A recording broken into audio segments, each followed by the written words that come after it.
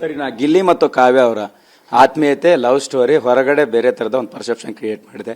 ನೀವು ಅಲ್ಲಿ ಮನೆ ಒಳಗಡೆ ನೋಡಿರೋಂಥವ್ರಾಗಿ ಏನ್ ಹೇಳ್ತೀರಿ?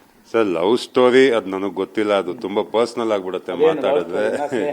ಅದ್ ನಾನು ಹೇಳಕ್ ಆಗಲ್ಲ ಸರ್. It's very personal. ನೀವು ಗಿಲ್ಲಿ ಮತ್ತೆ ಕಾವ್ಯನೇ ಕೇಳ್ಬೇಕು.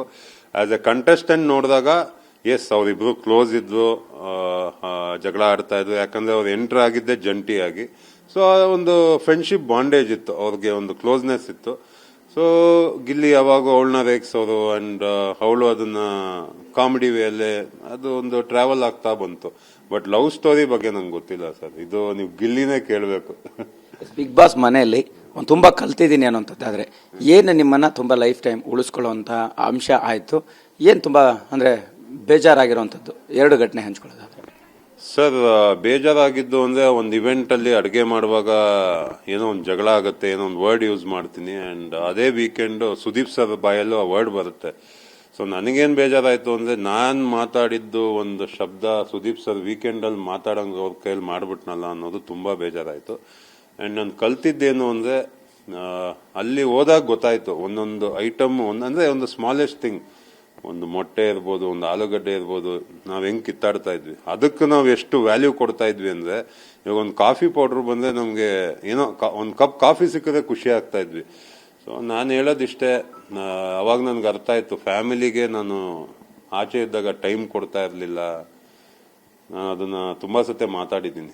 ಮಗ ಆಟ ಆಡಕ್ ಬಂದಾಗ ಟೈಮ್ ಕೊಟ್ಟಿಲ್ಲ, ವೈಫ್ ಜೊತೆ ಮಾತಾಡ್ತಿರ್ಲಿಲ್ಲ. ನಾನು ಹೇಳೋದಿಷ್ಟೇ, ಸೊ ನಾವು ಚಿಕ್ಕ ಚಿಕ್ಕ ವಸ್ತುಗಳಿಗೆ ಅಷ್ಟು ವ್ಯಾಲ್ಯೂ ಕೊಡ್ತೀವಿ. ಸೊ ನಮ್ಮ ಜೊತೆಗಿರೋ ಫ್ಯಾಮಿಲಿಗೆ ನಾವು ಇನ್ನೆಷ್ಟು ವ್ಯಾಲ್ಯೂ ಕೊಡಬೇಕು. ಸೊ ಇದನ್ನ ಅರ್ಥ ಮಾಡ್ಕೊಂಡಿದ್ದೀನಿ ಬಿಗ್ ಬಾಸ್ ಅಲ್ಲಿ. So even the smallest moment, ಒಂದು ಚಿಕ್ಕ ಮೂಮೆಂಟ್ ಕೂಡ ನಮ್ಮ ಲೈಫಲ್ಲಿ ಇಂಪಾರ್ಟೆಂಟ್ ಆಗುತ್ತೆ. ನಾವು ಆಚೆ ಇದ್ದಾಗ ನಮ್ಗೆ ಅದು ಎಲ್ಲೂ ಕಾಣಿಸ್ಕೊಳ್ಳಲ್ಲ. ಬಟ್ ಅದೇ ಒಂದು ಬಿಗ್ ಬಾಸ್ ಮನೆ ಅಂದಾಗ ಒಂದು 4 ಗೋಡೆ, ಫೋನ್ ಇಲ್ಲ, ಏನೂ ಇಲ್ಲ, ಅಲ್ಲಿ ಒಂದೊಂದು ಚಿಕ್ಕ ಚಿಕ್ಕ ಸ್ಮೈಲ್ ಕೂಡ, ಒಂದು ಸ್ಮಾಲ್ ಮೂಮೆಂಟ್ ಕೂಡ ಇಂಪಾರ್ಟೆಂಟ್ ಆಗುತ್ತೆ. ಸರ್, ಏನ್ ಮಿಸ್ಟೇಕ್ ಮಾಡಿದೆ, ಇದನ್ನ ಮಾಡಬಾರ್ದಿತ್ತು ಅನ್ನೋಂಥದ್ದು ನೀವು ಹೊರಗಡೆ ಬರೋ ಟೈಮ್ಗೆ ನಿಮ್ಗೆ ಕಾಡಿದ್ದು ಅನ್ನೋಂಥದ್ದು? ಸರ್, ಮಿಸ್ಟೇಕ್ ಅಂತ ಏನು ಮಾಡಿಲ್ಲ ಸರ್. ಫಸ್ಟ್ ನನಗೇನು ಬಿಗ್ಗೆಸ್ಟ್ ಇಶ್ಯೂ ಆಗಿದ್ದು ಅಂದ್ರೆ ಊಟ.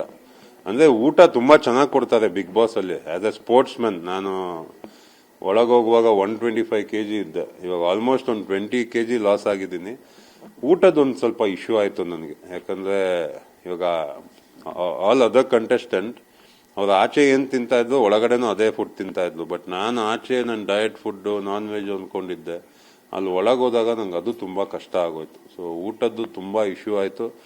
ಸ್ಟಾರ್ಟಿಂಗ್ ಅಲ್ಲಂತೂ ನಿದ್ದೆ ಬರ್ತಾ ಇರ್ಲಿಲ್ಲ, ಒಂಥರ ಇರಿಟೇಷನ್ ಆಗೋದು, ಅವಾಗ ಸ್ವಲ್ಪ BP ಲೋ ಆಗೋದು, ಅದೆಲ್ಲ ಆಗ್ತಾ ಇತ್ತು. ಬಟ್ ಹೋಗ್ತಾ ಹೋಗ್ತಾ ಅಡ್ಜಸ್ಟ್ ಆಗ್ತಾ ಹೋದೆ. ಬಟ್ ಮೇನ್ ಇಶ್ಯೂ ನನಗೆ ಪ್ರಾಬ್ಲಮ್ ಆಗಿದ್ದೆ ಫುಡ್ ಬಿಗ್ ಬಾಸ್ ಮನೆಯಲ್ಲಿ.